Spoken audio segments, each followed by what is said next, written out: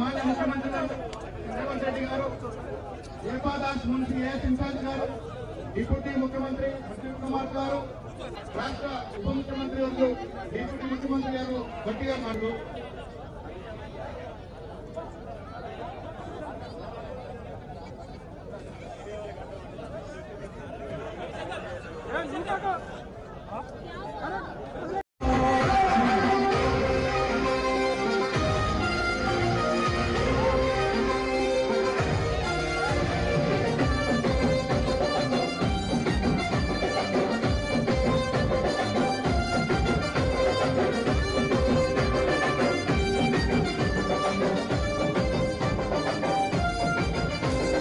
నమ్మి సోనియమ్మ ఎత్తమన్నది చెన్నో, రాహులన్న గుండె ధైర్యమైన తైనది ఎన్నో,